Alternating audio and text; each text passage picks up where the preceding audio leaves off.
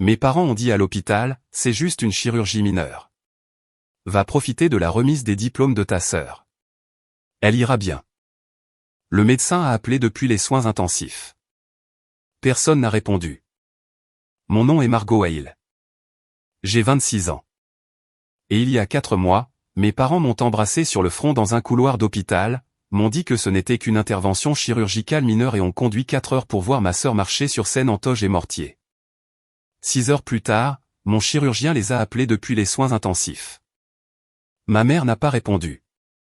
Elle a rappelé 47 minutes plus tard, debout dans les toilettes d'un restaurant, avec encore du champagne sur son haleine. Mais ce qu'aucun d'entre eux ne savait, ni mon père, ni ma mère, ni ma sœur, Delia, c'était que le docteur Navarro m'avait déjà dit, avant de me faire entrer dans la salle d'opération, que ce n'était pas mineur, qu'il avait essayé de leur dire, et que personne n'avait écouté. Ce seul jour a divisé ma famille en deux, pas bruyamment, pas avec des cris ou des portes qui claquent. Cela se divise comme les fissures osseuses sous une pression tranquille et répétée, invisible, jusqu'à ce que quelqu'un regarde enfin l'image. La famille Hale vivait au 47 rue Bearwood.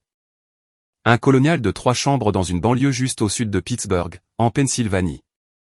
Un revêtement blanc, des volets noirs et une boîte aux lettres en forme de petite grange que mon père a installée l'été de mes 8 ans.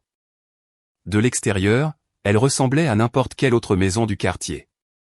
Des haies bien taillées, un panier de basket dans l'allée que personne n'utilisait plus, un drapeau américain que mon père remplaçait chaque 4 juillet avec une précision presque religieuse.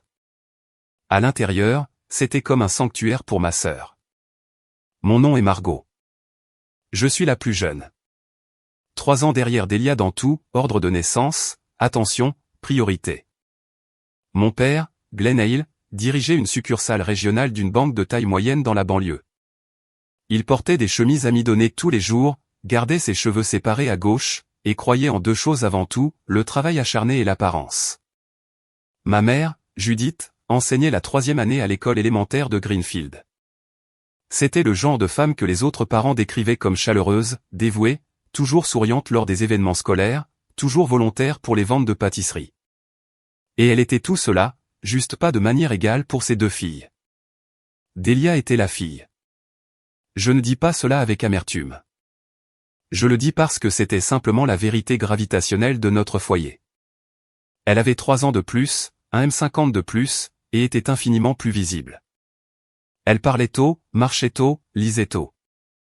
Au moment où elle était au collège, elle était présidente du conseil étudiant, vedette de la comédie musicale de l'école, capitaine de l'équipe de débat.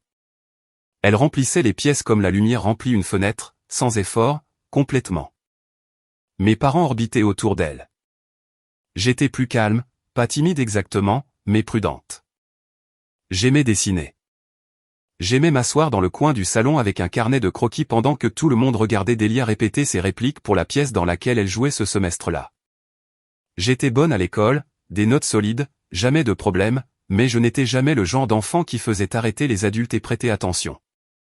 J'étais ce que ma mère décrivait une fois à un voisin, sans savoir que j'étais dans les escaliers en train d'écouter, comme étant la plus facile. Elle le pensait comme un compliment.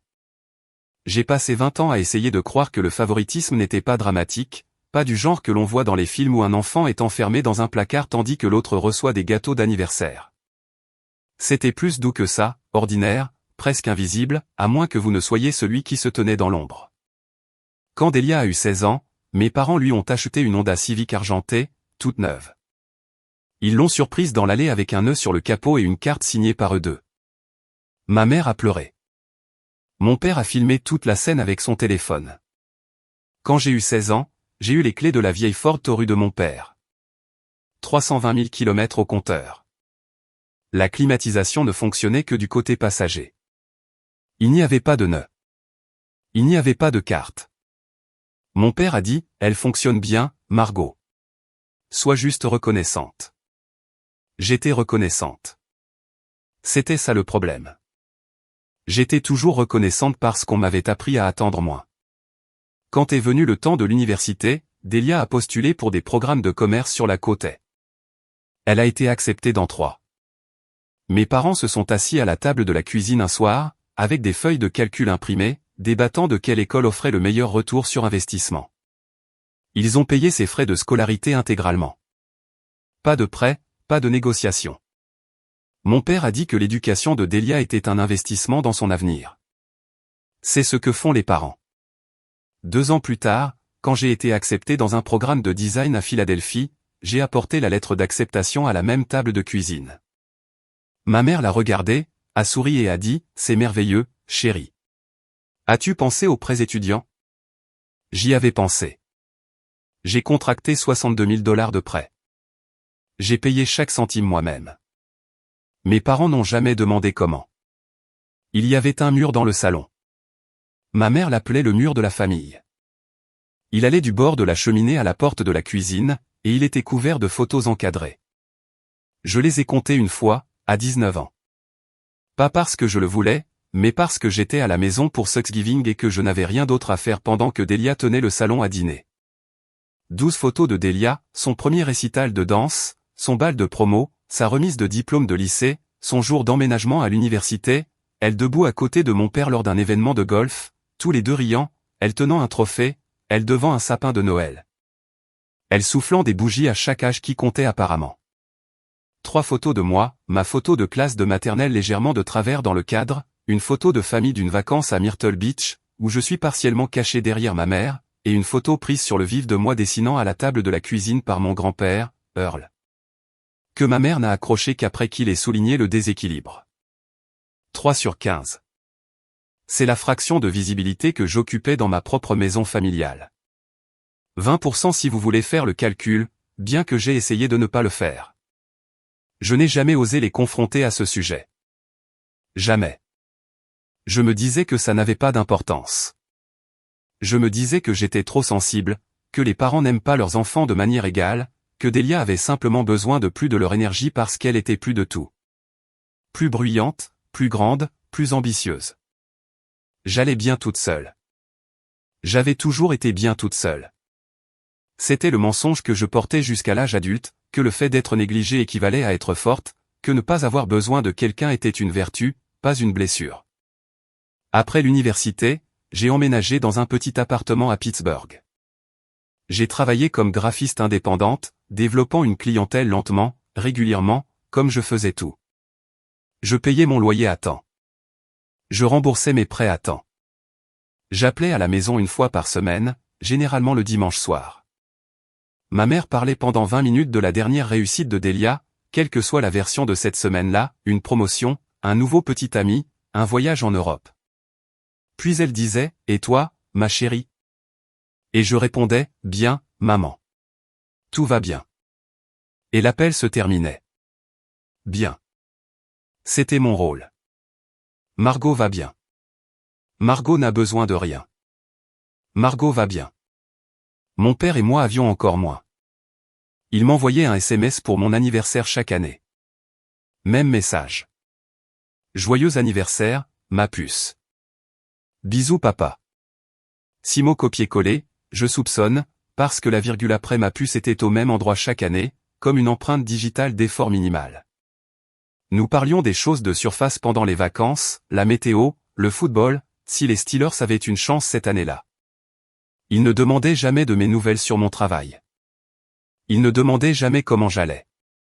Il ne demandait jamais, point final. Delia et moi n'étions pas ennemis. C'est important de le dire. Elle n'était pas cruelle avec moi. Elle était simplement indifférente, comme on pourrait être indifférent à un meuble qui a toujours été dans la pièce. Elle savait que j'existais. Elle ne pensait juste jamais à moi quand je n'étais pas directement devant elle. Nous nous envoyions des SMS occasionnellement. Elle appelait à Noël. Elle m'invitait parfois, toujours comme une pensée après coup, toujours avec l'énergie de quelqu'un qui coche une case. C'était la forme de ma famille quand septembre est arrivé l'année dernière, et quelque chose a commencé à grandir en moi que je ne pouvais pas ignorer. Puis un mardi matin, je me suis réveillé avec une douleur si vive qu'elle m'a plié en deux. J'ai pensé que c'était du stress. J'ai pensé que ça passerait. Je me suis dit ce qu'on m'avait toujours dit, c'est rien, Margot. Tu iras bien. Le médecin a dit le contraire. La douleur a commencé doucement. Une douleur sourde sur mon côté inférieur droit, le genre que l'on remarque une seconde puis que l'on oublie parce qu'on est occupé et qu'on a 26 ans et qu'on est convaincu que son corps est encore invincible. Je l'ai sentie pour la première fois début septembre, assise à mon bureau, travaillant sur une refonte de logo pour une boulangerie locale. J'ai bougé sur ma chaise, j'ai appuyé ma main contre mon côté, et la douleur s'est estompée. J'ai retourné au travail. Elle est revenue 3 jours plus tard, plus aiguë. J'étais sous la douche, et elle m'a frappé comme une crampe qui ne savait pas où s'installer. Je me suis appuyé contre le carrelage et j'ai respiré à travers. 30 secondes, peut-être 1 minute. Puis c'est passé. Je me suis séché, habillé, et je me suis dit que ce n'était rien. Mauvaise nourriture, un muscle tiré, le stress d'une date limite que je ne respectais pas. À la 3e semaine de septembre, la douleur n'était plus quelque chose que je pouvais ignorer. Elle venait tous les jours, parfois 2 fois, toujours du côté droit, toujours profonde, comme si quelque chose en moi appuyait contre un mur qu'elle n'était pas censée toucher. J'ai commencé à perdre du poids sans essayer. 2,2 kg en 2 semaines. Mes jeans étaient devenus amples. Mon visage paraissait plus mince dans le miroir de la salle de bain. J'étais fatigué d'une manière que le sommeil ne résolvait pas, le genre de fatigue qui se loge derrière vos yeux et vous fait sentir comme si vous vous déplaciez dans l'eau. Reine l'a remarqué avant moi. Nous dînions dans un restaurant thaïlandais près de mon appartement et elle a posé sa fourchette en plein milieu d'une phrase et m'a fixé. « Tu as l'air de ne pas avoir dormi depuis 1 mois. »« Je vais bien. »« Margot, tu as grincé en prenant un verre d'eau. » Je n'avais pas réalisé que je faisais ça. Elle m'a fait promettre de voir un médecin. J'ai tenu ma promesse seulement parce que Reine est le genre d'ami qui se présentera à votre porte si vous ne le faites pas. Le docteur Navarro n'était pas mon premier médecin. Mon médecin traitant a effectué quelques examens initiaux, analyse de sang et échographie. Quand l'échographie est revenue, elle est devenue très silencieuse un instant, puis a dit qu'elle me référerait à un spécialiste. Elle n'a pas expliqué pourquoi en détail. Elle a juste dit, je veux que quelqu'un de plus expérimenté regarde ça. C'est ainsi que je me suis retrouvé dans le bureau du docteur Rafael Navarro, un chirurgien de l'hôpital général d'Allegheny. Il était dans la cinquantaine, au visage calme, avec des lunettes de lecture qu'il poussait sans cesse sur son nez. Son bureau sentait le désinfectant pour les mains et les vieux livres. Il y avait des diplômes sur le mur, un petit cactus sur son bureau, et une photo encadrée de 2 adolescentes que j'ai supposé être ses filles. Il a affiché mes clichés sur un moniteur et l'a tourné pour que je puisse voir. Mademoiselle Aïe, vous avez une masse ovarienne. Côté droit, elle mesure environ 7 cm. Il a pointé une ombre grise sur l'écran qui ressemblait à un nuage piégé dans le mauvais ciel. D'après l'imagerie, il s'agit probablement d'un kyste complexe, peut-être un dermoïde ou une tumeur borderline. Nous ne le saurons avec certitude qu'après l'avoir retiré et envoyé à la pathologie. Retiré, ai-je répété. Chirurgie, une laparotomie, très probablement compte tenu de la taille et de l'emplacement. Anesthésie générale. Vous resterez à l'hôpital au moins 1 nuit, peut-être 2 selon ce que nous trouvons une fois à l'intérieur. Il a dit les mots avec soin, comme quelqu'un manipule quelque chose de fragile. Il a expliqué les risques, saignements, infections, la possibilité que la masse soit attachée aux tissus environnants ou aux vaisseaux sanguins, ce qui compliquerait l'ablation, la chance faible mais réelle que si l'analyse pathologique s'avère préoccupante. Un traitement supplémentaire pourrait être nécessaire. Il a utilisé le mot au sérieux 2 fois. Il n'a jamais utilisé le mot au mineur. Avez-vous de la famille à proximité, a-t-il demandé. Mes parents sont à environ 40 minutes. Bien. Je vous recommande fortement d'avoir quelqu'un avec vous, non seulement pour le soutien émotionnel, mais parce que les premières 12 à 24 heures après la chirurgie sont critiques. Vous aurez besoin de quelqu'un pour plaider en votre faveur si vous ne pouvez pas le faire vous-même. J'ai hoché la tête. Je l'ai remercié. J'ai programmé la chirurgie pour le 27 octobre. Puis je me suis assise dans ma voiture dans le parking de l'hôpital pendant 15 minutes, les mains sur le volant, sans conduire nulle part, juste respirant. Ce soir-là, j'ai appelé ma mère. Je lui ai tout dit. La douleur, les examens, la référence, le docteur Navarro, la masse, la date de la chirurgie. J'ai parlé clairement. Je n'ai pas minimisé. Pour peut-être la première fois de ma vie, je n'ai pas dit « je vais bien ». Ma mère a écouté. Puis elle a dit « oh, chérie, ça ressemble à un kyste. Delia en a eu un à l'université, tu te souviens ? Ils lui ont donné la pilule et c'est parti tout seul. Maman, ce n'est pas la même chose. C'est 7 centimètres. Ils doivent opérer. Je sais. Je sais. Je dis juste que ce n'est probablement rien. Ces choses sont très courantes. Quand est la chirurgie? 27 octobre. La pause qui a suivi est quelque chose que je n'oublierai jamais. Ce n'était pas une pause d'inquiétude. C'était une pause de calcul. Margot, c'est le même week-end que la remise des diplômes de Delia. Delia terminait son MBA à Columbia. La cérémonie était le 27 octobre, le même jour à New York, à 4 heures de Pittsburgh.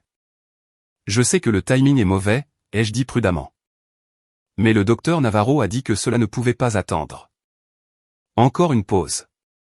Puis la voix de ma mère est passée à ce ton vif et gestionnaire qu'elle utilisait quand elle réorganisait la réalité pour qu'elle corresponde à une version qu'elle préférait. Eh bien, je suis sûr que ce sera une procédure rapide. Ces choses le sont généralement. Tu seras probablement sorti pour le déjeuner, et Ren sera là avec toi, n'est-ce pas? C'est une si bonne amie.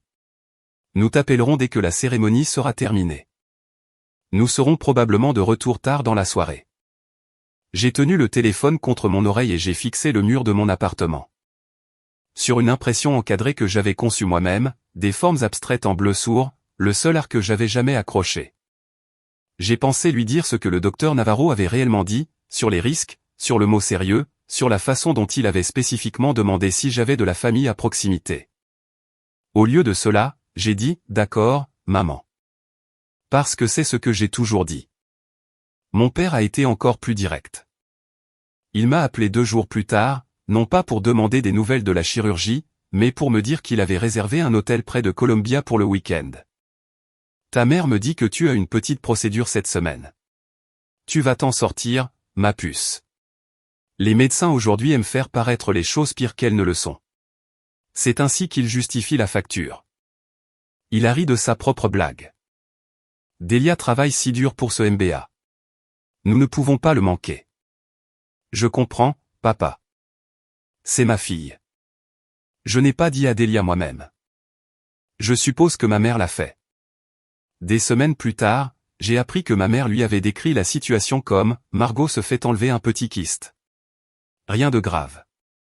Elle en fait un peu trop pour le timing. » La réponse de Delia, qui m'a été rapportée plus tard par ma mère elle-même dans un moment d'honnêteté accidentelle, a été « Eh bien, elle peut le reporter, n'est-ce pas? » Elle ne m'a pas demandé.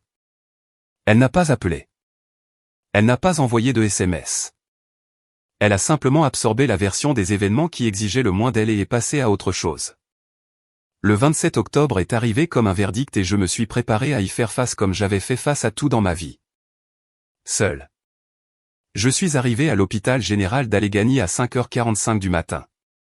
Le ciel était encore sombre, cette obscurité d'octobre pesante qui donne l'impression que le monde n'a pas encore décidé de se réveiller. Le parking était presque vide. Mes pas résonnaient contre le béton d'une manière qui me faisait me sentir très petite. J'avais préparé un sac la nuit précédente, brosse à dents, chargeur de téléphone, un changement de vêtements, un livre que je savais ne pas lire.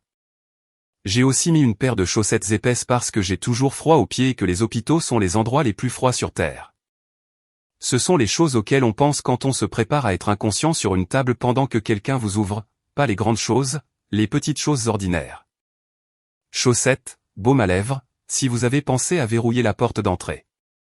Le bureau d'admission était occupé par une femme aux yeux gentils et un cordon avec écrit Brenda. Elle a vérifié mon nom, ma date de naissance, mon assurance. Elle m'a demandé de signer 4 formulaires. Elle m'a donné un bracelet en plastique avec mes informations imprimées en petites lettres et l'a attaché à mon poignet. Puis elle a regardé le formulaire et a dit, « Contact d'urgence, Judith Hale. Est-elle ici avec vous aujourd'hui? Elle ne peut pas venir. » Brenda a fait une petite pause. Une petite pause. Professionnelle, pas jugeante, mais présente.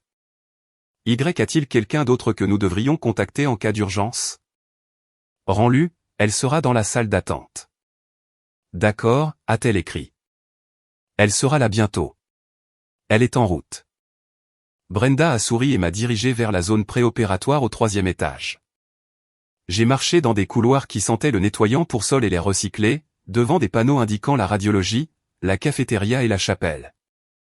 La chapelle. Je n'avais jamais été une personne religieuse, mais j'ai regardé ce panneau plus longtemps que je ne l'aurais dû. La zone préopératoire était une longue pièce divisée par des rideaux en baies individuelles. Chaque baie avait un lit d'hôpital, une chaise, un moniteur et un petit crochet pour les effets personnels. Il y avait 8 bails de mon côté. J'étais dans la baie numéro 4. Le rideau était d'un bleu-vert délavé, la couleur de quelque chose qui avait été lavé 1000 fois. J'ai enfilé la blouse d'hôpital. Elle s'attachait dans le dos, et je ne pouvais pas atteindre le nœud supérieur, alors je l'ai laissé lâche. Une infirmière est entrée, s'est présentée comme Colline, et a commencé mon 4. Elle avait peut-être 40 ans, des cheveux bruns courts et une énergie calme et stable qui vous faisait lui faire confiance immédiatement. Elle a expliqué ce qui allait se passer. L'anesthésiste viendrait, puis le docteur Navarro, puis je serais emmené à la salle d'opération. Temps total de la sédation à la récupération estimé à 90 minutes à 2 heures, selon ce qu'il trouverait. Selon ce qu'il trouverait. Elle l'a dit doucement, mais j'ai entendu ce qui vivait sous ces mots. Colline a fixé la ligne 4 à ma main et a vérifié le moniteur. Puis elle a regardé la chaise vide à côté de mon lit. La famille arrive plus tard? J'avais préparé cette question. J'avais répété la réponse devant le miroir de ma salle de bain ce matin-là en me brossant les dents. Mon ami est en route. Mes parents avaient un engagement antérieur. Colline a hoché la tête. Elle n'a pas insisté, mais quelque chose a changé dans son expression, un petit raidissement autour de ses yeux, le genre de choses que seule une personne qui a regardé les visages toute sa vie remarquerait. Elle a placé une couverture chaude sur mes jambes sans qu'on le lui demande. Je viendrai vous voir toutes les 15 minutes jusqu'à ce que nous partions, a-t-elle dit. Vous n'êtes pas seul ici, d'accord? J'ai hoché la tête. Et puis elle a fermé le rideau et j'étais seul. Je me suis allongé sur le lit et j'ai fixé les carreaux du plafond. Je les ai comptés. 12 de travers, 9 de profondeur. J'ai écouté les sons autour de moi. Dans la baie 2, un homme parlait doucement avec une femme que je supposais être sa femme. Elle continuait de dire, « Tu vas t'en sortir, Richard. Je suis juste là. » Dans la baie 6, un adolescent riait nerveusement tandis que sa mère lui tenait la main et son père se tenait au pied du lit faisant des blagues sur la blouse d'hôpital. Dans la baie 7, une femme âgée priait doucement en espagnol pendant que quelqu'un, une fille peut-être, lui caressait les cheveux. Tout le monde avait quelqu'un. Chaque personne dans cette pièce avait une main à tenir, une voix lui disant que tout irait bien. Une présence disant, « Vous comptez assez pour que je sois ici. » J'avais un message texte. Il était arrivé à 5h22 ce matin-là pendant que je me brossais les dents. Bonne chance aujourd'hui, ma chérie. Appelle-nous quand tu te réveilleras. Tellement excité pour Delia aujourd'hui. Souhaite-nous bonne chance aussi. Bisous, maman et papa. Souhaite-nous bonne chance aussi. Comme si mon opération et la remise des diplômes de Delia étaient des événements parallèles de poids égal. Comme si c'était toutes les deux des célébrations, comme si je n'étais pas sur le point de me faire retirer une masse du corps sous anesthésie générale pendant qu'ils applaudissaient dans un auditorium. J'ai lu le message 3 fois. Puis j'ai retourné mon téléphone face contre terre sur le lit et je n'y ai plus regardé. À 6h20, Reine est arrivée. Elle est passée derrière le rideau tenant un petit bouquet de marguerites jaunes et un exemplaire de poche d'un roman que je voulais lire depuis des mois. Ses yeux étaient rouges, ce qui signifiait qu'elle avait pleuré dans la voiture, et son sourire était large, ce qui signifiait qu'elle essayait de le cacher. « Salut », a-t-elle dit doucement. Elle a posé les fleurs sur la table d'appoint et s'est assise sur la chaise vide. « Je suis là. » 2 mots. Il a suffi pour faire craquer quelque chose dans ma poitrine. « Merci », ai-je dit, et ma voix s'est brisée sur le deuxième mot d'une manière à laquelle je ne m'attendais pas. Reine a pris ma main. Elle n'a pas dit que tout irait bien. Elle n'a pas dit que mes parents auraient dû être là. Elle n'a pas rempli le silence de bruit. Elle a juste tenu.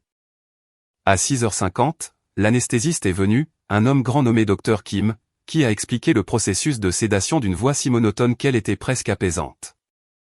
Il a posé des questions sur les allergies, les opérations précédentes, quand j'avais mangé pour la dernière fois. J'ai répondu à tout. Il a marqué quelque chose sur son presse-papier et m'a dit qu'il me verrait dans la salle d'opération. À 7h, le docteur Navarro est apparu. Il était déjà en tenue de bloc opératoire, un bonnet bleu sur ses cheveux, ses lunettes de lecture remplacées par une paire qu'il portait aux yeux. Il m'a regardé, puis Reine, puis l'espace vide derrière elle où une famille aurait dû être. Mademoiselle Aïe, comment vous sentez-vous? Nerveuse? J'ai admis. Il a hoché la tête. C'est normal. Il a fait une pause. Quelqu'un d'autre vient-il? Non. Il a maintenu mon regard un instant, pas de pitié, quelque chose de plus proche de la reconnaissance, comme un homme qui avait vu cela auparavant et n'avait toujours pas fait la paix avec ça. Très bien, a-t-il dit doucement. Nous allons prendre très bien soin de vous là-dedans. À 7h15, 2 aides sont venus débloquer les roues de mon lit. Reine m'a serré la main une dernière fois. Je serai juste là quand tu te réveilleras, a-t-elle dit. J'ai hoché la tête, incapable de parler parce que si j'ouvrais la bouche, je savais que je lui demanderais d'appeler ma mère et de la supplier de venir. Et je n'allais pas faire ça. Pas aujourd'hui. Plus jamais. Ils m'ont transporté dans un long couloir et à travers une double porte dans la salle d'opération. C'était froid et lumineux et rempli d'équipements que je ne reconnaissais pas. Le docteur Navarro était déjà là, debout à côté de la table, ganté et prêt. L'anesthésiste a placé un masque sur mon visage. Comptez à rebours à partir de 10, a-t-il dit. 10-9-8. La dernière chose que j'ai vue avant que le monde ne devienne noir, c'était le visage du docteur Navarro. Son front était plissé. Sa mâchoire était serrée. Ce n'était pas l'expression d'un homme effectuant une procédure de routine. C'était l'expression d'un homme se préparant à quelque chose qui, espérait-il, n'irait pas mal. Ce que je vais décrire m'a été raconté plus tard, reconstitué à partir des notes chirurgicales, de Reine, de l'infirmière Colline, et éventuellement du docteur Navarro lui-même, parce que je n'étais pas là pour tout cela. J'étais quelque part entre vivante et non vivante, flottant dans une obscurité chimique où le temps n'existe pas et où le corps devient une chose dont d'autres personnes sont responsables. La chirurgie a commencé à 7h22 du matin. Pendant les 30 premières minutes, tout s'est déroulé comme prévu. Le docteur Navarro a fait l'incision, accédé à la cavité abdominale et localisé la masse sur mon ovaire droit. Elle était plus grande que ce que l'imagerie avait suggéré, pas 7 cm, mais plutôt 9. Mais la taille seule n'était pas le problème. Le problème était l'emplacement. La masse avait poussé dans une position où elle appuyait contre l'artère ovarienne droite et avait développé des adhérences, des bandes de tissu cicatriciel qui l'avaient attachée aux structures environnantes. Elle était emmêlée d'une manière que les clichés n'avaient pas entièrement révélée. Navarro m'a dit plus tard qu'au moment où il a vu l'étendue des adhérences, il a regardé son assistant chirurgical de l'autre côté de la table et a dit 2 mots, appelez-le vasculaire. C'était à 7h54 du matin. À 7h54, à 418 km au nord-est, ma mère repassait la robe de Delia dans une chambre d'hôtel près de l'université de Columbia.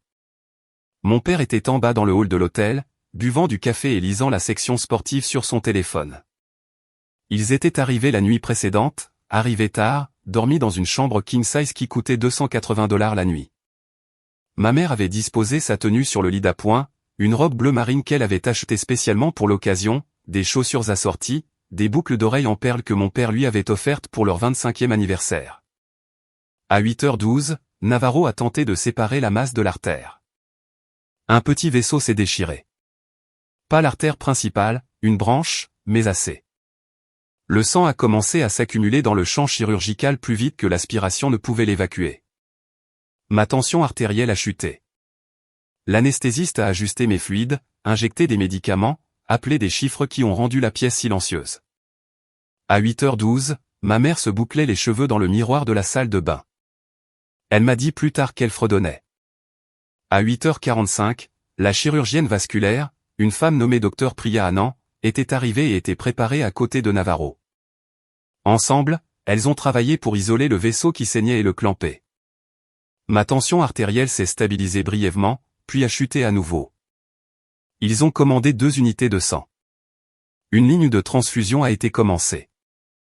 À 8h45, Glenn et Judith et ils sont entrés dans l'auditorium de la Columbia Business School. Judith a envoyé un emoji de cœur à Delia par SMS. Glenn a réservé 2 sièges au 5e rang. À 9h15, Navarro a réussi à retirer la masse, mais les adhérences avaient causé plus de dommages que prévu. Il y avait une petite déchirure dans le péritoine qui devait être réparée. Un autre vaisseau fuyait. La chirurgie qui devait durer 90 minutes approchait maintenant de la marque des 2 heures sans fin en vue. À 9h15, la cérémonie a commencé. Le doyen a fait un discours de bienvenue. Judith a serré la main de Glenn. Dans la salle d'attente de l'hôpital général d'Allegheny, Reine était assise avec son téléphone sur ses genoux et les marguerites jaunes se fanaient dans leur emballage en plastique sur la chaise à côté d'elle. On lui avait dit que la chirurgie prendrait environ 90 minutes. Cela faisait maintenant 2 heures. Elle est allée au poste des infirmières et a demandé une mise à jour. La procédure est toujours en cours, a dit l'infirmière. Quelqu'un viendra vous parler quand il y aura des nouvelles. Reine s'est rassise. Elle a fixé l'horloge sur le mur. Elle m'a envoyé un SMS, sachant que je ne pouvais pas le lire, juste pour avoir quelque chose à faire. Toujours là, toujours en attente. Tu vas t'en sortir. À 10h30, soit 3h08 de chirurgie, mon rythme cardiaque est devenu irrégulier. L'anesthésiste l'a signalé. Navarro s'est arrêté. La pièce a retenu son souffle. Des médicaments ont été administrés. Mon cœur s'est stabilisé. Mais le moment avait coûté quelque chose, un rappel que le corps sur la table n'était pas seulement un problème chirurgical, mais une personne en équilibre sur le bord d'une ligne très fine. À 10h30, le nom de Delia Hill a été appelé. Elle a traversé la scène à Columbia, a serré la main du doyen et a levé son diplôme vers le public. Judith s'est levée. Glenn s'est levé. Ils ont applaudi si fort que leurs paumes les ont fait mal. Judith pleurait. Elle a sorti son téléphone et a pris cette photo rapidement. Glenn a enregistré une vidéo, sa main tremblant légèrement, non pas de peur, mais de joie. 2 minutes plus tard, Judith a posté la meilleure photo sur Facebook. La légende disait, le moment le plus fier de ma vie. Ma petite fille a réussi. MBA de Columbia. Nous avons toujours su que tu changerais le monde, Delia. Le moment le plus fier de ma vie. À cet instant précis, le docteur Navarro était jusqu'au coude dans mon abdomen, le front humide, sa voix stable mais tendue, disant à son équipe, j'ai besoin de plus d'aspiration à gauche. Priya, où en est ce vaisseau? À 11h45, près de 4h30 plus tard, Navarro a terminé la réparation finale. La masse était sortie, le saignement était contrôlé, la déchirure était suturée, mais mon corps avait traversé une guerre. J'avais reçu 3 unités de sang. Mes signes vitaux étaient stables mais fragiles. Navarro a pris la décision de m'envoyer aux soins intensifs pour surveillance plutôt qu'à la salle de réveil standard. À 11h45, la famille est sortie de l'auditorium sous le soleil vif d'octobre. Delia était entre ses parents, un bras autour de chacun d'eux. Ils riaient. Un camarade de classe a proposé de prendre leurs photos. Ils ont posé devant la bannière de Columbia, 3 halles, au visage lumineux et complet.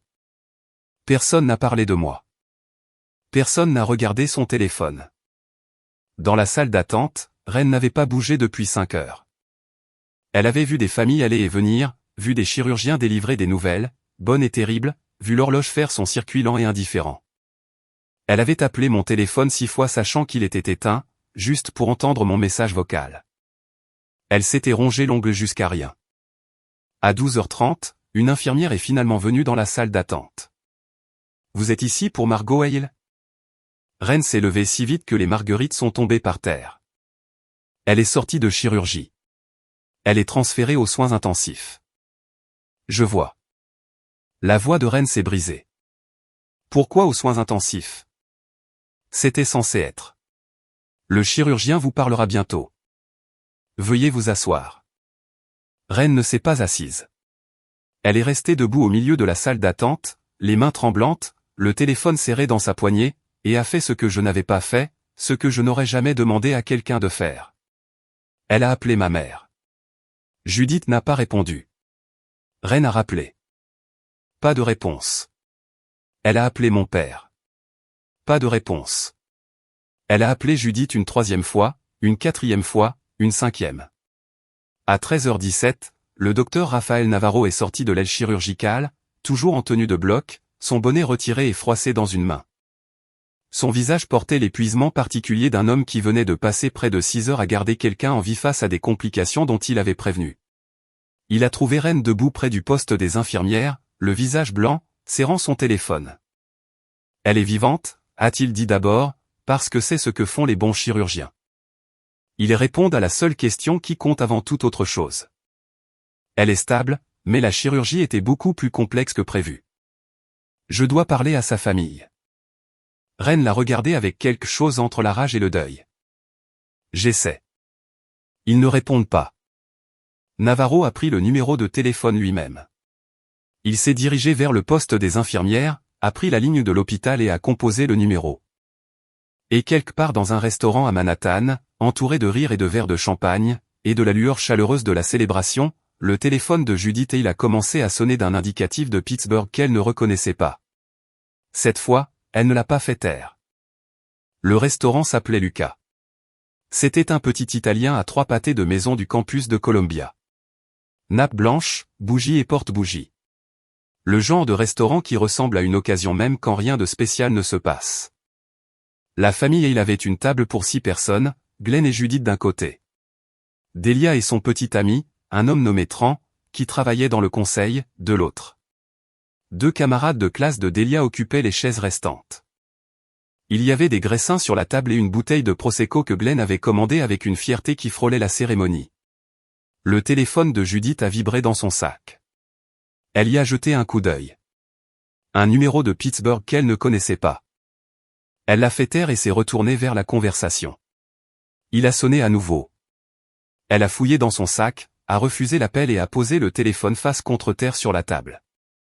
Probablement une arnaque, a-t-elle dit à personne en particulier. Glenn a hoché la tête sans lever les yeux. Il était en train de raconter à Tran le premier trophée de concours d'épellation de Delia, une histoire qu'il avait racontée au moins 40 fois au cours des 20 dernières années. Chaque fois avec le même enthousiasme que la première.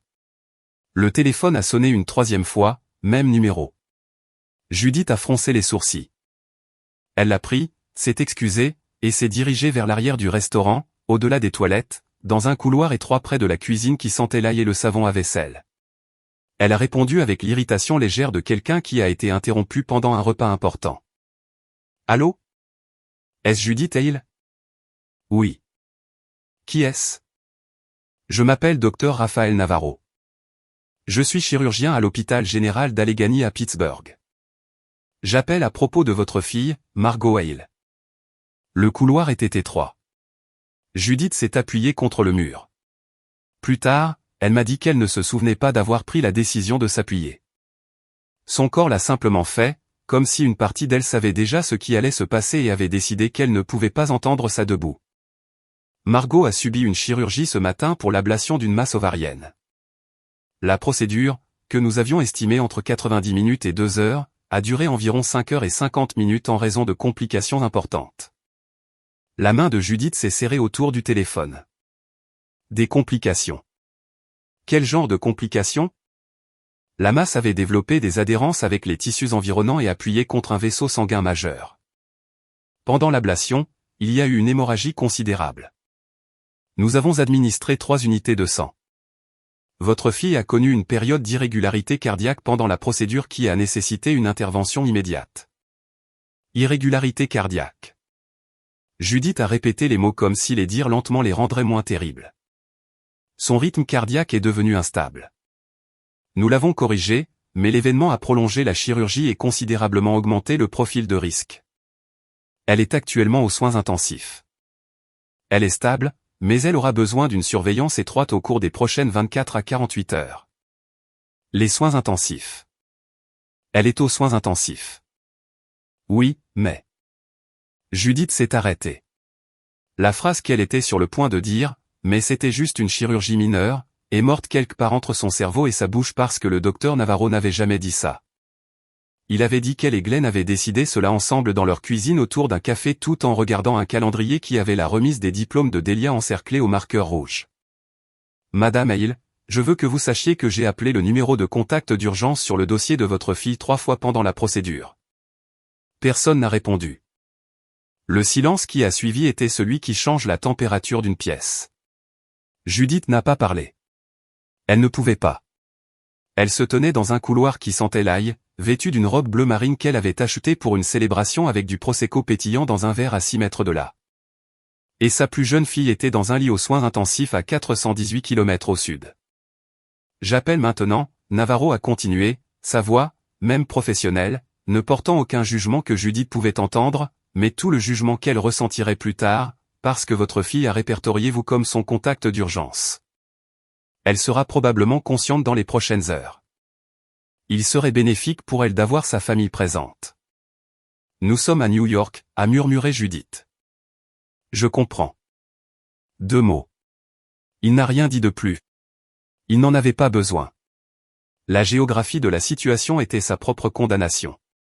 Vous êtes à New York. Votre fille est aux soins intensifs à Pittsburgh.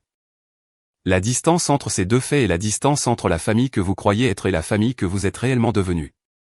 Judith est retournée à la table. Elle ne pleurait pas encore. Les larmes viendraient plus tard dans la voiture, quelque part sur l'autoroute de Pennsylvanie dans l'obscurité, avec les mains de Glenn blanches sur le volant et le silence entre eux assez épais pour étouffer. Elle s'est arrêtée au bord de la table. Tout le monde a levé les yeux. Les graissins étaient à moitié mangés.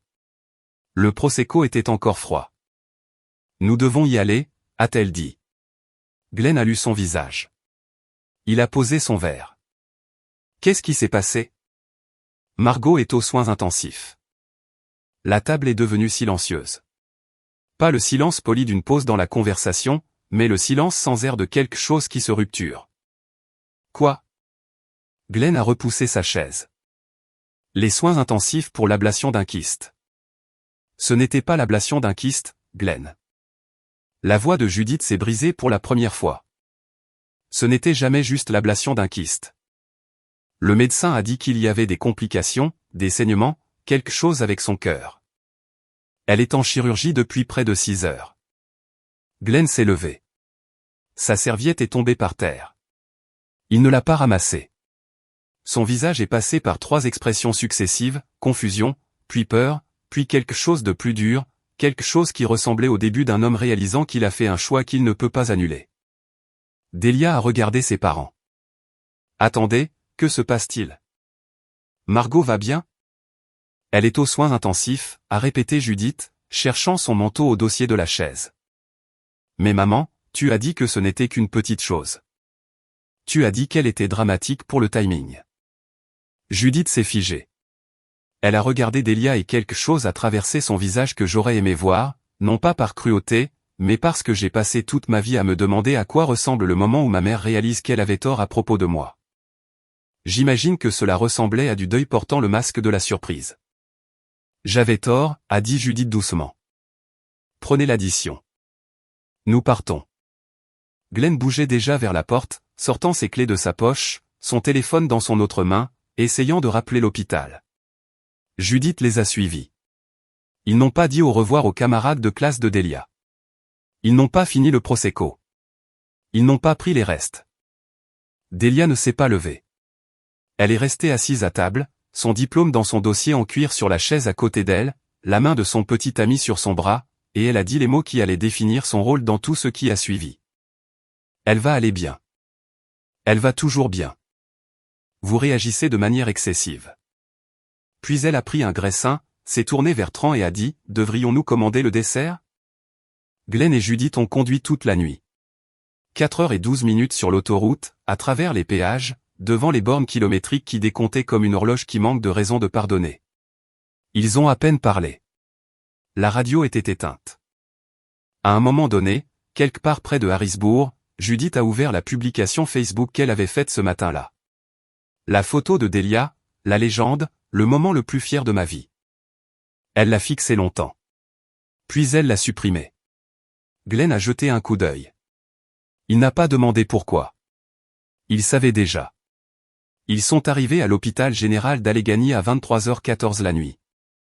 Ils ont couru dans le hall, devant le bureau de sécurité, devant les ascenseurs, jusqu'aux soins intensifs au 4e étage. Une infirmière les a dirigés dans le couloir, chambre 4, 12. Ils ont ouvert la porte en poussant, à bout de souffle, terrifiés, et prêts à voir leur fille. Mais la chaise à côté de mon lit était déjà occupée, et l'homme assis dessus les a regardés avec une expression qui portait 20 ans de silence, atteignant enfin sa limite. Grand-père Earl n'est pas levé. Il n'a pas dit bonjour. Il a regardé son fils et sa belle-fille, toujours dans leurs vêtements de fête, sentant encore légèrement le prosecco et la culpabilité, et il a dit un mot. Asseyez-vous. Earl David Hale avait 78 ans. Il vivait seul dans une petite maison de 2 chambres sur une colline près d'Erie, en Pennsylvanie, à environ 2 heures au nord de Pittsburgh. La maison lui appartenait, ainsi qu'à ma grand-mère, Ruth, décédée il y a 6 ans d'un accident vasculaire cérébral qui l'a emporté dans son sommeil un mercredi matin de mars. Après sa mort, Earl est resté. Il tondait la pelouse lui-même. Il cuisinait ses propres repas. Il conduisait son vieux camion Chevy au magasin de bricolage tous les samedis et à l'église tous les dimanches. C'était le genre d'homme qui croyait que se présenter n'était pas un grand geste, mais une exigence de base d'être humain. Ren l'avait appelé à 21h45 ce matin-là, 2h30 après le début de ma chirurgie, quand l'infirmière lui a dit que la procédure prenait plus de temps que prévu et qu'elle ne pouvait pas joindre mes parents. Ren avait le numéro de mon grand-père parce que je le lui avais donné des années auparavant, pas pour les urgences, mais parce qu'Earl était la seule personne de ma famille à qui je faisais confiance sans hésitation, et je voulais que quelqu'un d'autre ait ce lien au cas où j'en aurais besoin. Earl a répondu à la 2e sonnerie. Ren a expliqué la situation en phrases courtes et saccadées. Margot est en chirurgie. Ça prend plus de temps que prévu. Ses parents sont à New York pour la remise des diplômes de Delia. Personne ne répond à leur téléphone. Je suis seul ici. Earl a posé une question. Quel hôpital? Puis il a raccroché, a mis son manteau, a verrouillé sa porte d'entrée et a conduit 2 heures vers le sud à travers le trafic de construction et la pluie d'octobre. Il n'a pas appelé Glenn. Il n'a pas appelé Judith. Il n'a pas appelé Delia. Il est simplement monté dans son camion et est parti parce que sa petite fille était sur une table d'opération et que les personnes qui auraient dû être là avaient choisi d'être ailleurs. Il est arrivé à l'hôpital général d'Allegheny à 12h15 de l'après-midi, juste au moment où le docteur Navarro terminait la chirurgie. Ren l'a rencontré dans le hall. Elle m'a raconté plus tard que lorsqu'elle l'a vu traverser les portes automatiques, 78 ans, légèrement essoufflé, ses cheveux gris fins humides par la pluie, portant une chemise de flanelle et des bottes de travail parce qu'il n'avait pas eu le temps de se changer. Elle a commencé à pleurer si fort qu'elle n'a pas pu parler pendant une bonne minute. Earl a posé une main sur son épaule et a dit « Tu as bien fait de m'appeler. Maintenant, emmène-moi auprès d'elle. » Ils sont allés aux soins intensifs ensemble. J'étais toujours inconsciente, intubée, des moniteurs suivant chaque battement de cœur. Earl a tiré la chaise du visiteur aussi près que possible du lit, en fonction des fils. Il s'est assis. Il a pris ma main, celle sans la voix 4, et il l'a tenue. Il n'a pas lâché pendant les 11 heures suivantes. Ren est resté 2 heures de plus. Puis Earl lui a dit de rentrer chez elle et de se reposer. « Tu as fait assez » a-t-il dit. « Je ne pars pas. » Ren a hésité, mais Earl lui a donné ce regard qu'il avait perfectionné au cours de 5 décennies de paternité.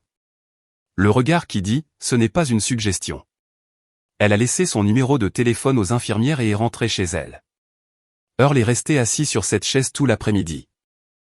Il a regardé les moniteurs. Il a regardé les infirmières entrer et sortir. Il a regardé ma poitrine se soulever et tomber sous la mince couverture de l'hôpital. À un moment donné, l'infirmière Colleen est entrée pour vérifier mes signes vitaux et l'a vu tenir ma main. La tête baissée, ses lèvres bougeant légèrement. « Est-ce que vous priez ?» a-t-elle demandé doucement. « Je parle à ma femme » a-t-il dit, lui demandant de veiller sur celle-ci d'où qu'elle soit. Colleen m'a raconté cette histoire 3 jours plus tard, et c'est la seule fois pendant tout mon séjour à l'hôpital où j'ai pleuré devant quelqu'un sans essayer de m'arrêter. Quand Glenn et Judith ont fait irruption dans la porte des soins intensifs à 23h14 cette nuit-là, Earl était exactement là où il était depuis 11 heures. Même chaise, même position, mes mains toujours dans les siennes. Il n'avait pas mangé. Il n'avait pas dormi. Il n'avait pas quitté la pièce, sauf une fois pour aller aux toilettes, et même alors, il avait demandé à Colleen de rester avec moi jusqu'à son retour. Il a levé les yeux vers son fils et sa belle-fille. Glenn portait toujours le veston qu'il avait porté pour la remise des diplômes. Judith portait toujours la robe bleu marine. Ils étaient essoufflés d'avoir couru dans l'hôpital. Leur visage portait l'expression particulière des personnes qui avaient passé 4 heures en voiture à contempler la possibilité que leur enfant puisse mourir pendant qu'il mangeait des graissins. Earl ne s'est pas levé. « Asseyez-vous » a-t-il dit. Glenn a tiré une 2e chaise du coin. Judith est restée debout, ses yeux fixés sur moi, sur les tubes des moniteurs, sur la contusion sur ma main due à la voix 4, sur la pâleur de mon visage sous les lumières fluorescentes. Sa main est allée à sa bouche. Mon Dieu. Mon Dieu, Margot. Elle ne peut pas vous entendre, a dit Earl. Elle est inconsciente depuis ce matin. Les médecins disent qu'elle se réveillera probablement demain. Glenn s'est assis. Ses mains étaient sur ses genoux. Il fixait le sol. Papa, nous ne savions pas que c'était si sérieux. Earl a été silencieux un instant avant de parler. Sa voix était basse et stable, la voix d'un homme qui porte quelque chose de lourd depuis très longtemps et qui a finalement décidé de le poser. Vous ne vouliez pas savoir. Ce n'est pas juste. Glenn. Earl a dit le nom de son fils de la manière dont on ferme une porte fermement, complètement. J'ai conduit 2 heures sous la pluie aujourd'hui parce qu'une fille nommée Reine, qui n'a aucun lien de parenté avec Margot, s'est souciée d'assez pour m'appeler. Votre fille ne m'a pas appelé elle-même. Elle n'a appelé personne dans cette famille. Comprenez-vous ce que cela signifie? Glenn a ouvert la bouche. Rien n'en est sorti. Cela signifie qu'elle a appris que les appels sont inutiles. Cela signifie qu'elle a été enseignée, encore et encore, par vous et par Judith, que ses urgences ne sont pas prioritaires, que sa douleur n'est pas urgente, qu'elle est la fille qui peut attendre. Judith s'est laissée tomber sur la chaise à côté de Glenn. Des larmes coulaient sur son visage, mais elle n'a fait aucun bruit. Elle a pleuré de la manière dont les gens pleurent quand ils savent qu'ils n'ont pas le droit d'être bruyants à ce sujet. Earl a fouillé dans la poche intérieure de sa chemise de flanelle et en a sorti un petit carnet. C'était le genre que l'on peut acheter dans n'importe quelle pharmacie, spirale, avec une couverture bleu pâle. Il l'a tenu pour qu'ils puissent tous les deux le voir. J'ai commencé à tenir ceci il y a 4 ans, après la remise des diplômes de Margot, celle à laquelle vous êtes arrivé avec 40 minutes de retard parce que Delia avait un brunch que vous ne pouviez pas manquer. Il a ouvert le carnet. Les pages étaient remplies de son écriture, petite et précise. L'écriture soignée d'un homme qui avait travaillé de ses mains toute sa vie et comprenait la valeur d'un effort attentif et délibéré. Septembre il y a 4 ans, remise des diplômes de Margot. Glenn et Judith sont arrivés 40 minutes en retard. Brunch de Delia. Il a tourné la page. Décembre de la même année. Premier contrat indépendant de Margot. Elle a appelé Judith pour partager la nouvelle. Judith a parlé pendant 14 minutes de la promotion de Delia. N'a posé aucune question à Margot sur le contrat. Il a tourné une autre page et une autre et une autre. Mars il y a 3 ans, Margot était malade avec une pneumonie. A demandé à Judith d'apporter de la soupe. Judith a dit qu'elle était occupée à aider Delia à déménager. Il a continué à lire. Thanksgiving il y a 2 ans. Margot a proposé d'accueillir. Judith a choisi l'appartement de Delia parce qu'il était plus grand. N'a pas dit à Margot avant la veille. 17 entrées. 4 ans de moments catalogués dans un carnet de pharmacie par un homme de 78 ans qui regardait sa petite fille disparaître en pleine vue.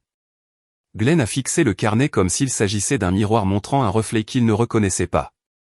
Earl a fermé le carnet et l'a posé sur ses genoux. 17 fois, Glenn. 17 fois en 4 ans que Margot avait besoin de vous ou de Judith. Étage 17 fois vous avez choisi autre chose, quelqu'un d'autre. Il a fait une pause. Et aujourd'hui, vous avez choisi une remise de diplôme plutôt qu'une chirurgie. Vous l'avez laissé seul sur une table d'opération pour applaudir Delia. Les soins intensifs étaient silencieux à l'exception du bip régulier du moniteur cardiaque, une machine qui comptait le fait que j'étais encore en vie. Earl a regardé son fils, puis Judith, et a dit ce que personne dans la pièce n'était prêt à entendre. C'est pour ça que j'ai changé mon testament il y a 2 mois. Les mots sont restés suspendus dans l'air de cette chambre de soins intensifs comme la fumée persiste après que quelque chose ait déjà brûlé. Qu'est-ce que tu veux dire, tu as changé ton testament? La voix de Glenn était à peine audible. Earl a posé ses 2 mains sur le carnet sur ses genoux. Il n'a pas haussé la voix. Il n'en avait pas besoin. La pièce était petite. Les moniteurs bip. Et la vérité ne nécessite pas de volume. Il y a 2 mois, j'ai rencontré mon avocat aérien, Harold Whitmore. Tu le connais. J'ai révisé mon plan successoral. La maison, la propriété, le compte d'épargne, le portefeuille d'investissement que ta mère et moi avons construit au cours de 53 ans de mariage. Tout ça. Tout ça va à Margot. Glenn s'est levé. La chaise a raclé le sol avec un bruit qui a fait sursauter Judith. Il a fait un pas vers son père, puis s'est arrêté parce que même dans sa colère, même dans son choc. Une partie de Glenn et il reconnaissait encore que l'homme assis sur cette chaise avait gagné le droit d'être entendu. Tu ne peux pas faire ça. Je l'ai déjà fait. Papa, cette propriété seule vaut 450 000 $. Je sais. Je l'ai fait évaluer en août. Le compte d'épargne contient encore 118 000 $. Le portefeuille d'investissement, celui que ta mère a commencé quand tu étais petit, vaut environ 92 000 $. Au total, environ 660 000 $. La bouche de Glenn s'est ouverte et fermée. Il ressemblait à un homme qui essayait de respirer sous l'eau. Tout ça, Earl a continué, ira à Margot à mon décès, ainsi qu'une disposition pour un fonds d'éducation pour tout enfant futur qu'elle pourrait avoir. Ton nom, Glenn, a été retiré comme bénéficiaire. Le nom de Delia n'y a jamais été inscrit. Papa. La voix de Glenn s'est brisée d'une manière que je n'avais jamais entendue. Pas en 26 ans d'être sa fille. Pas même proche. Je suis ton fils. Oui, tu le es. Et Margot est ta fille. Et ce soir, elle est allongée dans un lit aux soins intensifs parce qu'une masse a failli la tuer sur une table d'opération pendant que vous buviez du Prosecco et postiez des photos. Earl a fait une pause. Dis-moi, Glenn, quand tu as appris qu'elle était ici, la première chose que tu as ressentie était-ce de la peur pour elle ou de la honte pour toi? Glenn n'a pas répondu. Il n'avait pas besoin de le faire. La réponse était écrite sur son visage dans une langue qui n'a pas besoin de mots. Judith a parlé pour la première fois depuis qu'Earl avait fait l'annonce. Sa voix était brute, râpée jusqu'à quelque chose qui ne ressemblait pas du tout au ton vif et gestionnaire qu'elle portait habituellement. Earl, s'il te plaît. Nous avons fait une terrible erreur. Nous le voyons maintenant. Mais tu ne peux pas punir Glenn pour. Je ne punis personne, Judith. Earl s'est tourné vers elle et son expression s'est adoucie, mais seulement légèrement. Je protège quelqu'un. Il y a une différence. La punition regarde en arrière. La protection regarde en avant. Et cette fille, il a pointé sur moi inconsciente, tubée, surveillée, pâle, a besoin de quelqu'un qui regarde en avant pour elle parce que les deux personnes qui étaient censées faire ce travail ont regardé de côté vers Delia pendant 26 ans. Judith s'est pressé les deux mains sur son visage.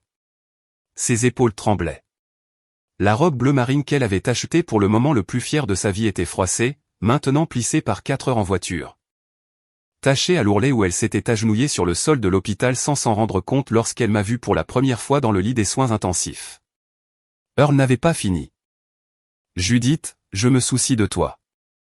Je me soucie de toi depuis le jour où Glenn t'a ramené pour Thanksgiving il y a 31 ans, et tu as aidé Ruth à laver la vaisselle sans qu'on te le demande. C'est la femme dont je me souviens. C'est la femme qui n'aurait pas laissé son enfant seul à l'hôpital. Il a rouvert le carnet, non pas pour lire, mais pour le tenir comme quelqu'un qui tient une preuve qu'il aurait préféré ne jamais avoir à recueillir. Tu connais le mur dans ton salon. Le mur de la famille. Judith a levé les yeux, confuse par le changement. J'ai compté les photographies lors de ma dernière visite. 12 de Delia, 3 de Margot. L'une de ces 3 n'existe que parce que je vous ai demandé de l'accrocher. J'ai pris cette photo moi-même de Margot dessinant à la table de la cuisine quand elle avait 11 ans. Elle était si concentrée qu'elle n'a même pas remarqué l'appareil photo. C'est la plus belle photo d'elle qui existe et c'est la seule parce que personne d'autre dans cette maison n'a jamais pensé à en prendre une. Judith a fait un son qui n'était pas un mot. Il venait de quelque part de profond, quelque part en dessous du langage. Le son d'une femme entendant une description d'elle-même qu'elle ne peut nier et ne peut supporter. Glenn s'est rassis. Il a posé ses coudes sur ses genoux et sa tête dans ses mains.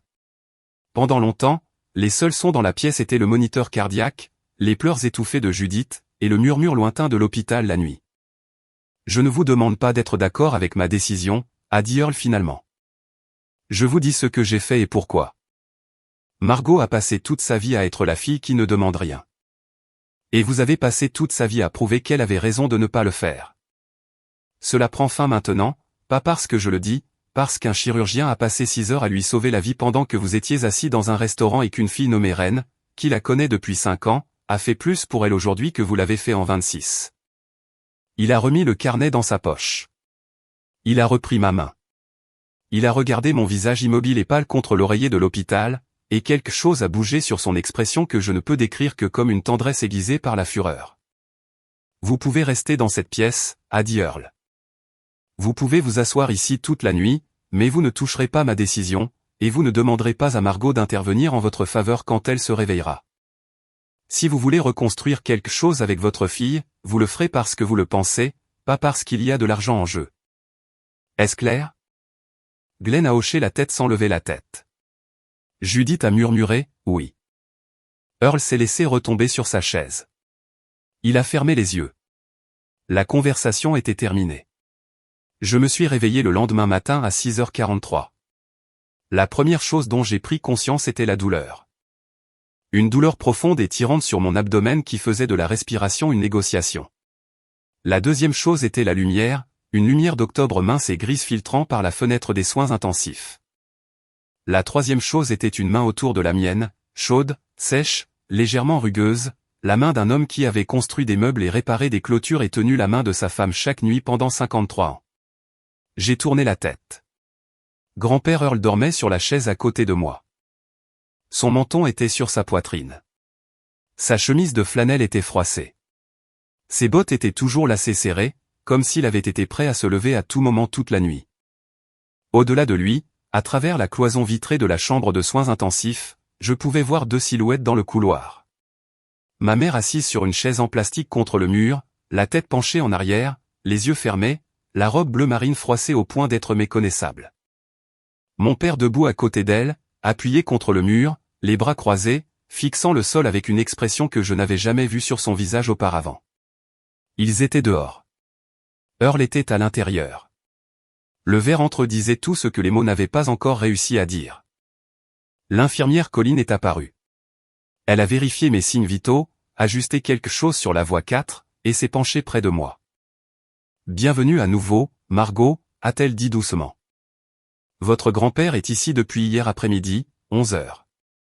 Il ne voulait pas partir, ne voulait pas manger, il est juste resté assis là à vous tenir la main. » J'ai regardé Earl, son visage buriné, le carnet à peine visible dans la poche de sa chemise, la main qui tenait toujours la mienne, même dans son sommeil.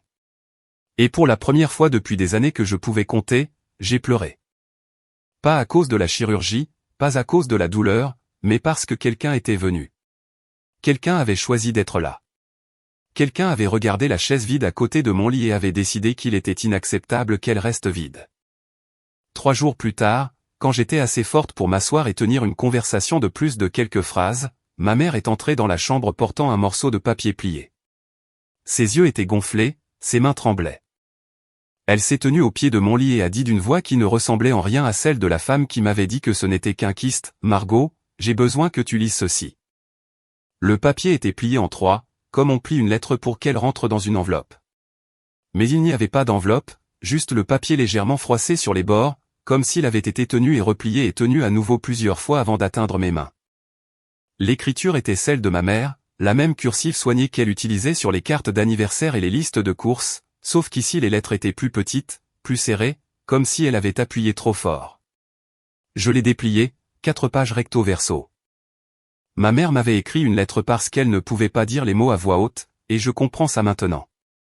Certaines vérités sont trop lourdes pour la voix. Elles ont besoin du poids lent et délibéré d'un stylo sur le papier où l'on ne peut pas se cacher derrière le ton ou le timing ou l'interruption commode de quelqu'un d'autre entrant dans la pièce. Elle se tenait au pied de mon lit pendant que je lisais. Elle ne s'est pas assise. Elle n'a pas parlé. Elle tenait ses mains jointes devant son estomac, comme elle se tenait lors des réunions parents-professeurs. La posture d'une femme se préparant à être jugée. La lettre a commencé simplement. « Margot, je ne sais pas si tu me pardonneras. Je n'écris pas cela pour te demander de le faire. J'écris cela parce que tu mérites de connaître la vérité, même si la vérité te fait me haïr. » Elle a d'abord écrit à propos de Delia, non pas pour excuser quoi que ce soit, mais pour expliquer l'architecture d'un favoritisme qu'elle prétendait n'avoir jamais eu l'intention d'avoir. Elle a écrit qu'à partir du moment où Delia est née, elle s'était reconnue en sa fille aînée, l'extraversion, le besoin d'attention, la façon dont Delia traversait les pièces comme si elle jouait pour un public qu'elle pouvait sentir mais pas voir.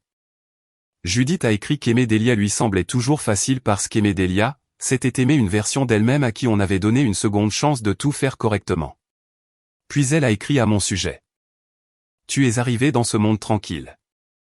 Tu n'as pas pleuré pendant les 30 premières secondes et les infirmières ont dû te stimuler pour obtenir une réponse. Ton père a plaisanté en disant que tu étais déjà facile à vivre.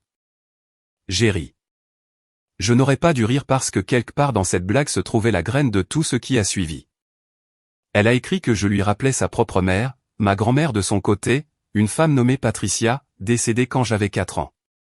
Patricia avait été calme, artistique, profondément intérieure. Elle et Judith avaient une relation compliquée, faite de longs silences et de déceptions inexprimées. Judith a écrit que quand elle me regardait, surtout à mesure que je grandissais, elle voyait les manières de Patricia, mon habitude de dessiner seule, ma préférence pour le calme. Mon refus de rivaliser pour l'attention.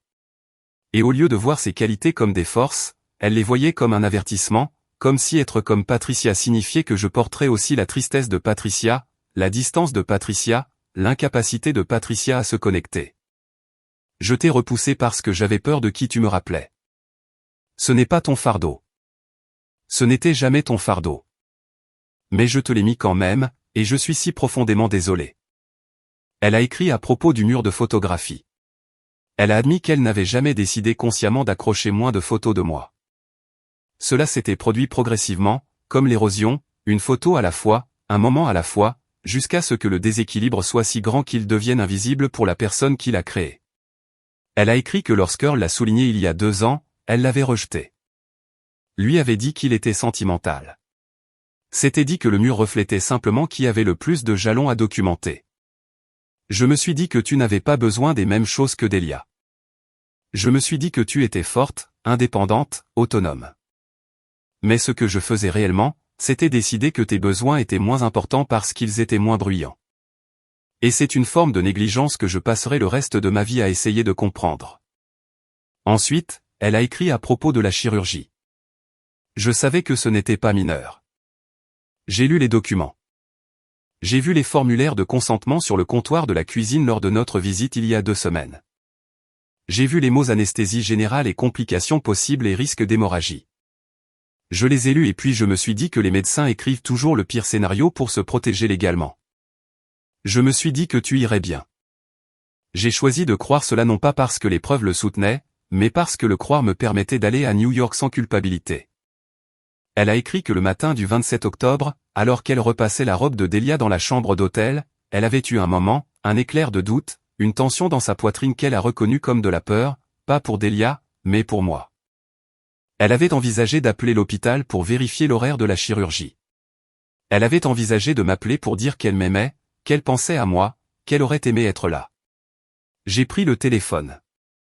J'ai regardé ton nom dans mes contacts. Et puis Delia a frappé à la porte et a dit qu'elle avait besoin d'aide pour ses cheveux. Et j'ai reposé le téléphone. J'ai choisi la fille qui demandait plutôt que la fille qui ne le fait jamais. Et ce choix a failli me coûter tout. La dernière page a été la plus difficile à lire. Non pas à cause de ce qu'elle disait, mais à cause de ce qu'elle ne disait pas. Il n'y avait aucune promesse que les choses seraient différentes. Il n'y avait aucune déclaration de changement. Il y avait seulement une admission brute et non décorée qu'elle m'avait fait défaut d'une manière qui ne pouvait pas être réparée avec une lettre. Je ne sais pas comment être la mère que tu méritais. Je ne suis pas sûr de savoir comment apprendre. Mais je vais essayer, Margot. Pas parce qu'Earl a changé son testament. Pas parce que tu as failli mourir. Mais parce que je me suis assise dans ce couloir pendant 3 jours et que j'ai regardé ton grand-père faire ce que j'aurais dû faire.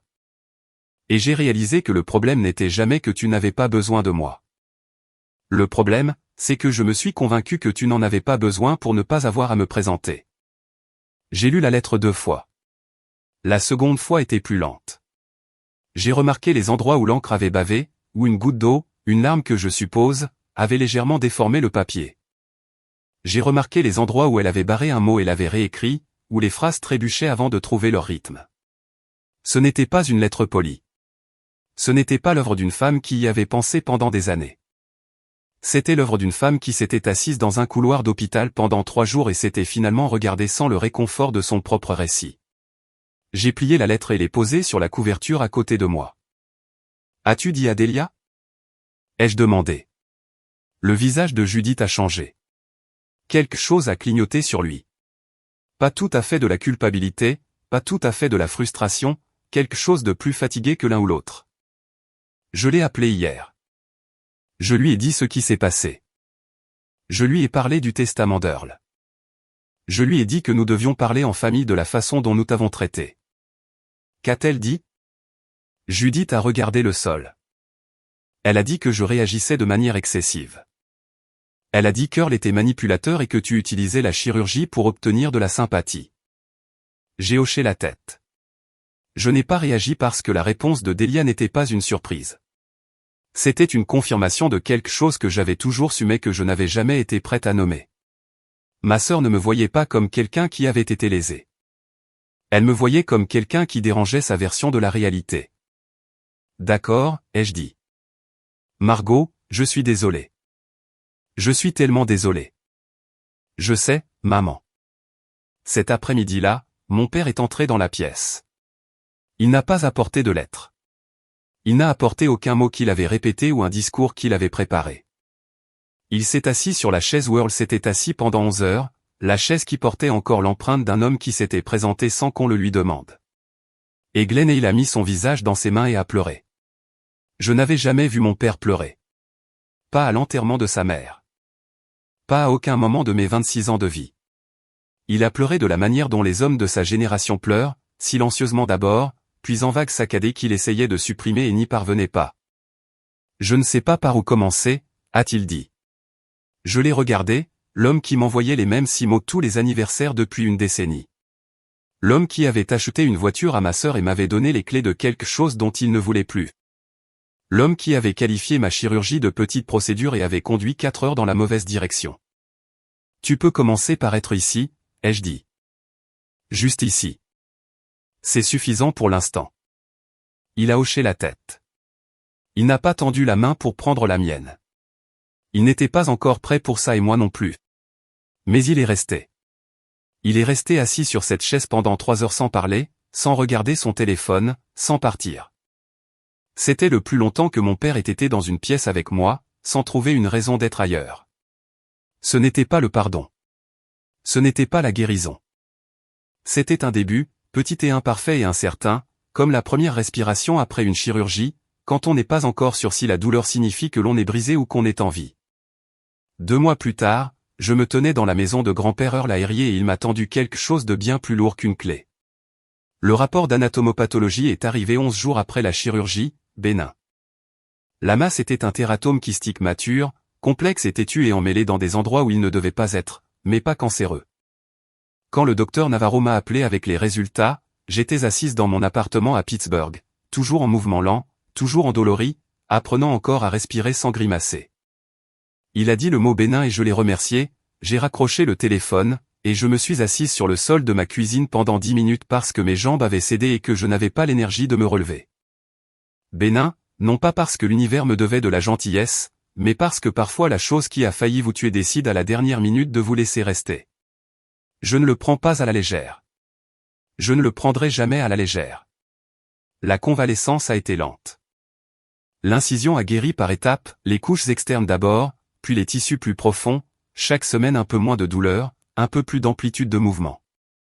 Je n'ai pas pu travailler pendant 3 semaines. Reine apportait des provisions tous les quelques jours. Elle n'a jamais fait en sorte que cela ressemble à de la charité. Elle entrait, mettait les sacs sur le comptoir, préparait du thé, et s'asseyait avec moi pendant que nous regardions une mauvaise émission de télé-réalité et ne parlions de rien d'important. C'est ça avec Reine. Elle comprenait que la présence n'exige pas toujours de conversation. Parfois, il suffit d'être dans la même pièce, de respirer le même air, de prouver que la chaise à côté de vous n'est pas vide. Grand-père Earl l'appelait tous les jours, tous les matins à 8h15, comme une horloge. Il ne demandait jamais comment j'allais parce qu'il savait que je dirais que j'allais bien même si ce n'était pas le cas. Au lieu de cela, il posait des questions spécifiques. As-tu pris le petit déjeuner? As-tu pris les médicaments prescrits par Navarro? Combien de pas as-tu fait aujourd'hui? Il suivait ma convalescence de la même manière qu'il suivait tout, avec une précision calme et des soins têtus et inébranlables. Mes parents appelaient aussi, séparément d'abord, puis ensemble. Les appels étaient maladroits, hésitants, pleins de pauses qui s'étiraient une seconde de trop et de mots qui semblaient répétés. Ma mère pleurait pendant les 3 premiers appels. Mon père s'éclaircissait la gorge souvent, comme il le fait quand l'émotion est trop proche de la surface et qu'il doit la repousser par un acte physique. Il demandait de mes nouvelles. Il demandait de mon travail. Pour la première fois de ma vie, il posait des questions puis attendait les réponses. Ce n'était pas naturel pour eux. Je pouvais entendre l'effort dans chaque phrase, comme on peut entendre l'effort chez quelqu'un qui apprend une nouvelle langue. Soigneux, délibéré, conscient de soi. Mais ils essayaient. Et après 26 ans à ne pas être essayé j'ai décidé que l'effort valait quelque chose. Pas tout, mais quelque chose. Judith a commencé à voir un thérapeute. Elle me l'a dit lors de notre 4e appel téléphonique, sans y être invitée, comme quelqu'un qui avoue quelque chose dont il est à la fois fier et honteux d'avoir besoin. J'ai trouvé quelqu'un qui se spécialise dans les dynamiques familiales. Elle m'aide à comprendre des schémas que je ne savais pas avoir. Je lui ai dit que j'étais contente. Je le pensais sincèrement. Non pas parce que cela effaçait quoi que ce soit, mais parce que cela signifiait qu'elle avait enfin cessé de se raconter l'histoire où elle était une bonne mère qui avait simplement fait une erreur. La vérité était plus grande que cela, et elle commençait à la regarder. Glenn a commencé à m'appeler tous les dimanches soirs. Les premiers appels duraient moins de 10 minutes. Il ne savait pas quoi dire. Il parlait de la météo. Il parlait des Steelers. Il a demandé si j'avais besoin d'argent, ce qui était sa façon de demander si j'avais besoin de lui, car l'argent était la seule langue de soins dont il avait jamais été courant. J'ai dit non à chaque fois, mais je suis resté en ligne et lentement, au fil des semaines, les appels se sont allongés. Il a commencé à me parler de mon travail de design. Il a demandé un logo que j'avais posté en ligne. Il a dit que c'était bien. Le compliment était maladroit, livré comme un homme manipulant quelque chose de fragile pour la première fois, mais il était réel. Je pouvais entendre que c'était réel. Delia n'a pas appelé, pas une seule fois dans les 2 mois suivant ma chirurgie. Elle m'a envoyé un SMS une fois, 3 semaines plus tard, un message qui disait « J'espère que tu te sens mieux. Fais-moi savoir si tu veux prendre un café un de ces jours. » J'ai fixé ce SMS longtemps. C'était le genre de message que l'on envoie à une connaissance, pas à une sœur dont la complication chirurgicale a failli la tuer. Je n'ai pas répondu. Pas par colère, mais parce que j'avais finalement accepté quelque chose à quoi je résistais toute ma vie. Delia n'allait pas changer. Elle n'était pas cruelle. Elle n'était pas malveillante. Elle était simplement construite autour d'un centre de gravité qui ne m'incluait pas. Et peu importe à quel point j'espérais, attendais ou étais compréhensive, cela ne changerait rien. Certaines personnes ne vous voient pas. Et la chose la plus aimante que vous puissiez faire pour vous-même est d'arrêter de vous tenir dans leur ligne de mire et d'attendre. 2 mois après la chirurgie, fin décembre, j'ai conduit jusqu'à Erie. Les routes étaient dégagées mais froides. Le genre de jour d'hiver de Pennsylvanie où le ciel est un plafond blanc plat et où les arbres nus semblent retenir leur souffle. Je me suis arrêté devant la maison d'Earl sur la colline et je me suis assise dans la voiture un instant à la regarder. C'était un petit bardeau blanc, un Porsche avec 2 chaises berçantes qui n'avaient pas été utilisées depuis la mort de grand-mère Ruth. Une vue sur le lac au loin, argenté et calme sous le ciel d'hiver. Earl était sur le Porsche quand je suis sorti de la voiture. Il portait sa chemise de flanelle, la même qu'il avait portée à l'hôpital. Il avait une tasse de café dans une main et un jeu de clés dans l'autre. Je suis monté les marches du Porsche. Il m'a tendu les clés sans cérémonie. « C'est à toi maintenant », a-t-il dit. « Pas quand je meurs. »« Maintenant. » J'ai demandé à Harold de déposer les documents la semaine dernière. « L'acte est à ton nom. »« Grand-père, tu ne peux pas juste. »« Je peux. » Je l'ai fait. J'ai 78 ans, Margot. J'ai gagné le droit de faire ce que je veux de ma propre maison. Il a pris une gorgée de son café. De plus, je ne vais nulle part. Je vais vivre dans la chambre d'amis. Tu prends la pièce principale. Elle a la meilleure vue sur le lac. Ta grand-mère disait toujours que c'était la meilleure pièce de la maison. J'ai regardé les clés dans ma main. Elles étaient chaudes de sa poigne. J'ai regardé la maison, le Porsche, les chaises berçantes, le lac au-delà des arbres, et j'ai compris qu'Earl ne me donnait pas seulement une propriété. Il me donnait ce que je n'avais jamais eu en 26 ans d'être une île. Un endroit où j'étais la priorité. Un endroit où je n'avais pas à gagner en visibilité ou à rivaliser pour attirer l'attention ou prouver que mes besoins étaient valides. Un foyer où les murs tiendraient mes photos parce que quelqu'un voulait qu'elles soient là. J'ai déménagé à Érié en janvier. J'ai installé mon studio de design dans la deuxième chambre, celle avec la fenêtre orientée au nord qui laissait entrer une lumière propre et uniforme. J'ai conservé mes clients indépendants. J'en ai pris de nouveaux. Earl et moi sommes tombés dans une routine, petit déjeuner ensemble à 7h30 les jours séparés, dîner ensemble à 18h, promenade le soir quand le temps le permettait. Il me racontait des histoires sur grand-mère Ruth. Je lui montrais mon travail de design. Il ne comprenait pas la plupart des choses, mais il regardait attentivement chaque pièce et disait toujours, celle-là a quelque chose. Reine est venue en voiture le premier week-end où j'étais installé.